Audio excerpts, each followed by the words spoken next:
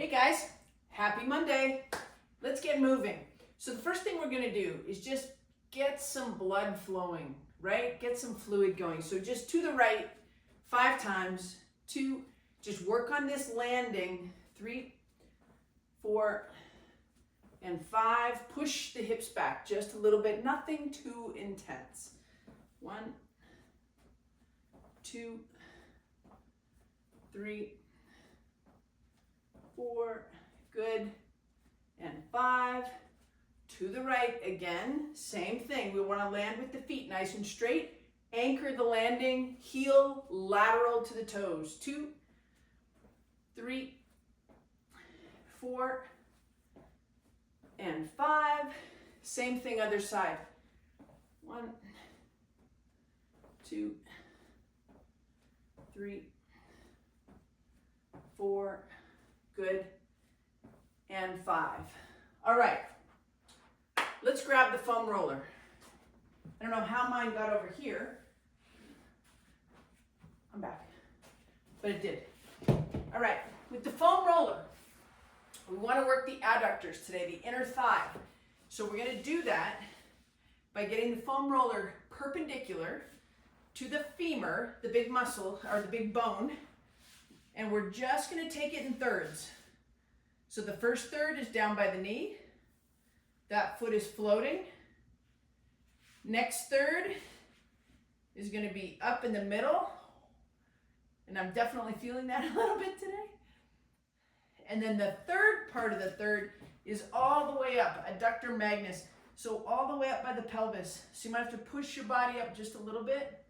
Keep this foot elevated and just work that foam roller through the adductor magnus, way up at the top. Okay, now let's take it back to the middle and we'll work some movement into internal rotation. So the knee is up and we're just gonna turn the femur inward and lift the foot. 3, 4, 5, so we're getting activation of the internal rotators, and there's not many of them, but the more active and strong the internal rotators are, the more length and motion we're going to be able to get from the typically tight external rotators of the hip. So let's hit the other side. Foam roller, adductors. We're just going to float that foot. This is perpendicular, making an X, and we're working that first third of the adductor group, the inner thigh. And then we're going to go to the middle part of it.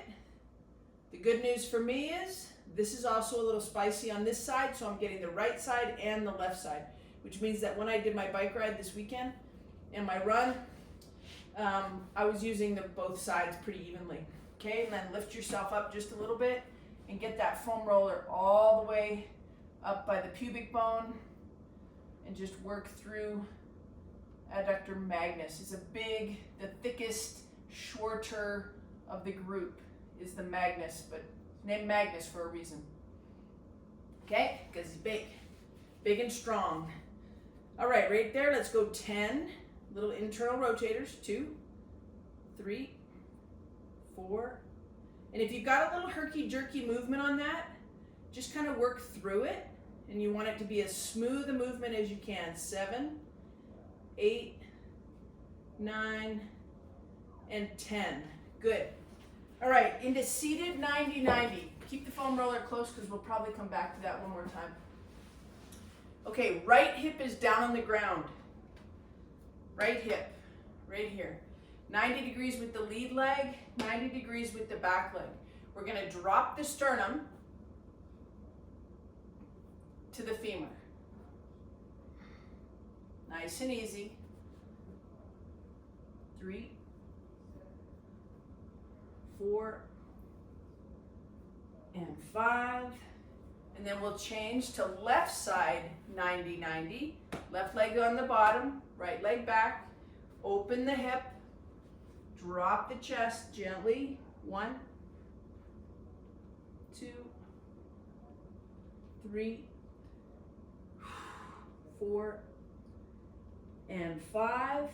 We're gonna come back to that motion. We're gonna add the lat, but let's go ahead and take a second, use the foam roller on the lateral part of the rib cage into the lat muscle, the latissimus dorsi.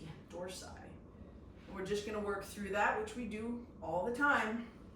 So if you spent time on the bicycle this weekend, or you spent time swimming, all of these muscles might have a little bit of tightness. And if you did all of that and spent time on the computer, you're gonna really feel some tightness through the lat. So just thumb up, long arm, and work the foam roller through the rib cage, nice and easy. There you go. Same thing other side. Little bit of pressure. So the foam roller, the goal really is to create a little bit of disruption in the tissue that you're pressing on using mechanical pressure of the foam roller,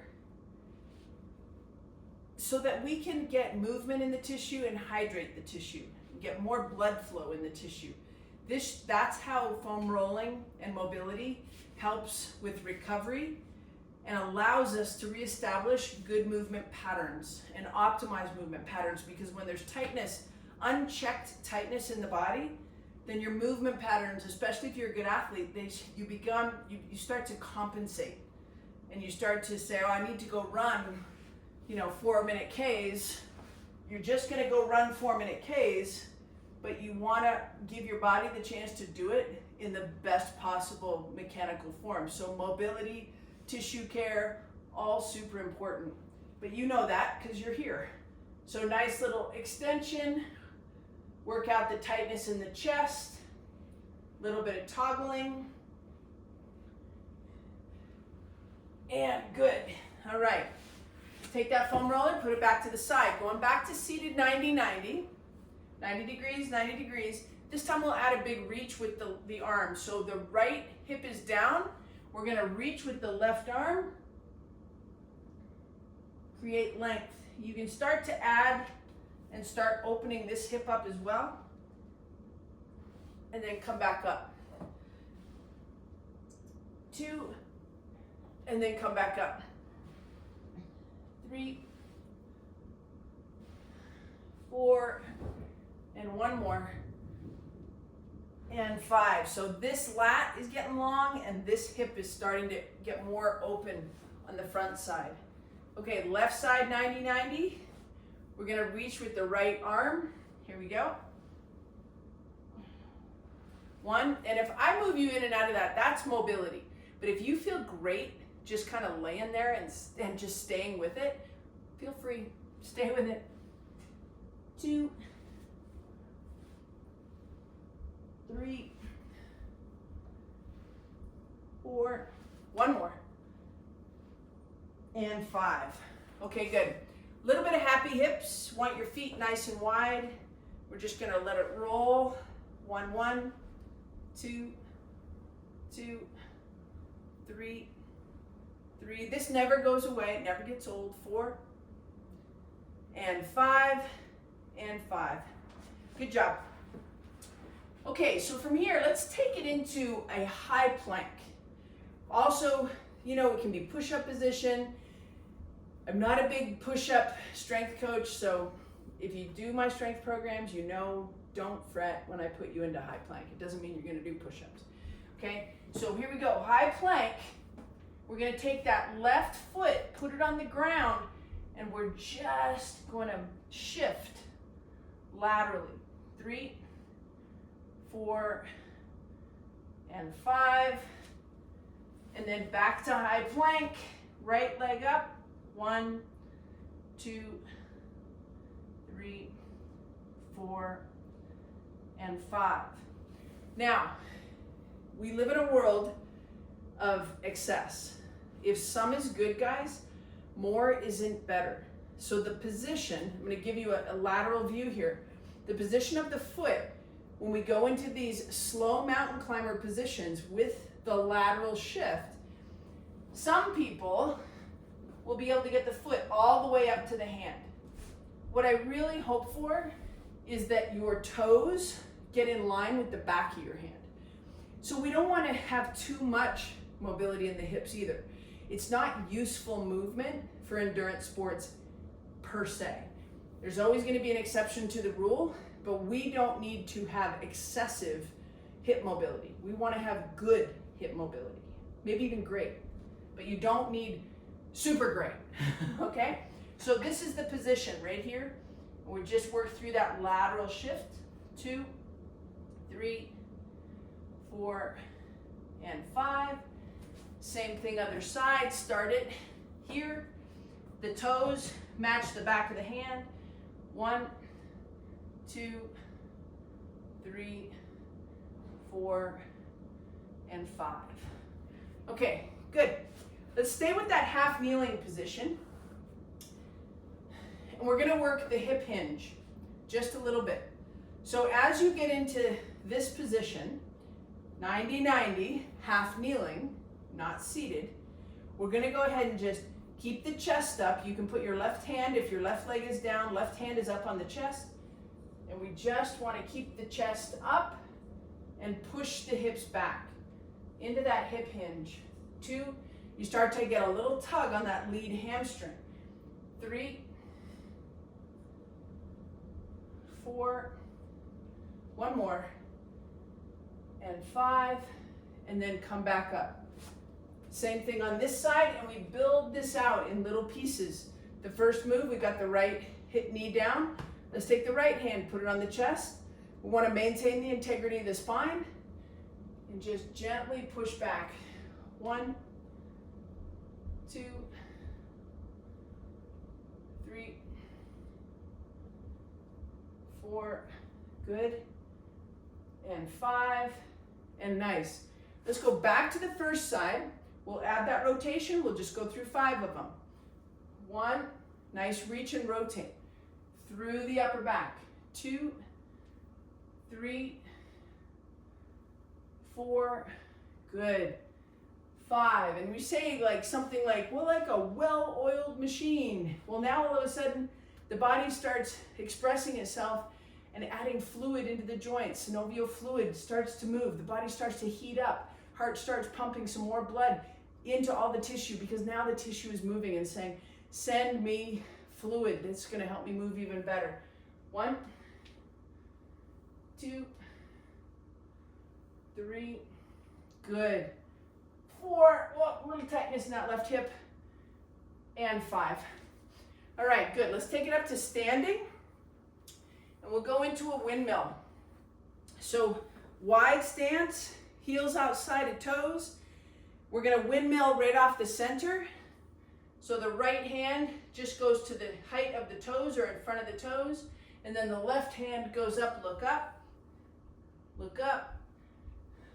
3, 4, 5, 6, 7, 8, 2 more, 9, and 10, and good.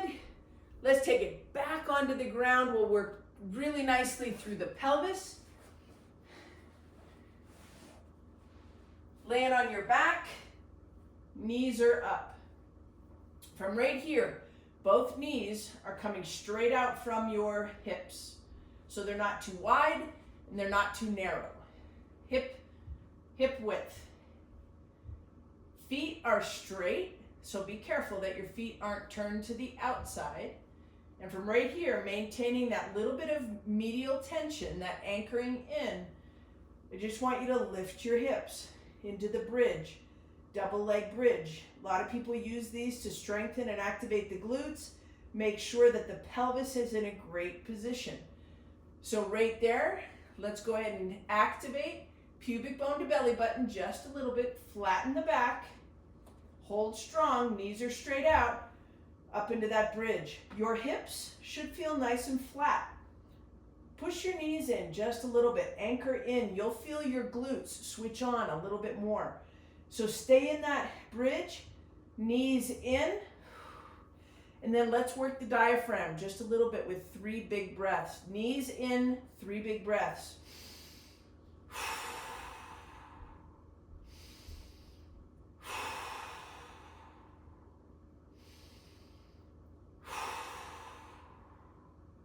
and then hips down. So for me, I spent all the first part of this mobility session opening up the adductors and giving the adductors a chance to work. So when I do my bridge, they're working, so it almost feels like they're gonna cramp. So now that they're in there and I've given them a nice safe environment, I want them to work. I don't want them to be dominant. So little bit of neutral pelvis, pubic bone to belly button. I've got a low level muscle contraction. Lift the hips, we have flat hips, anchor in, 3 big breaths.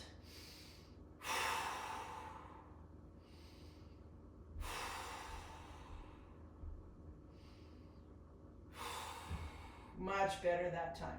So if the adductors are overactive, we want to come back at that same movement, see if we can get a little more glute activation, a little more hamstring activation, and see if we can unload the burden from the adductors. And that's what I was able to accomplish in that next set. The last set, we're going to do the same thing. It should only get better. So little bit of lower abdominal contraction, pubic bone to belly button, flatten the back, lift the hips, keep the knees in. Take the hands, float them to the height of the heart, and then reach overhead. So you get really long. We got the lats pulling the ribs off the hips. 3 big breaths.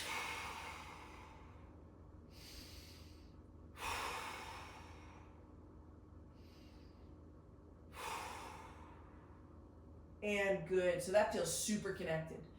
All right, last one. Knees up, feet up.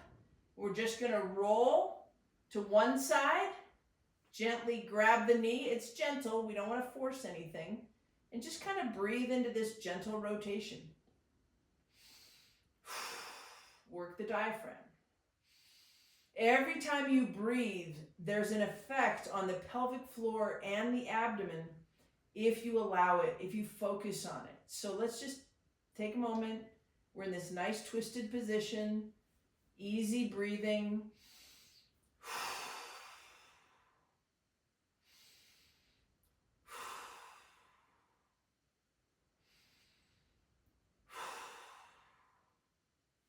Good, let's go the other way. Gently to the other side. Stay rotated, see if you can keep this far shoulder down. And let's go 3 big breaths in and out.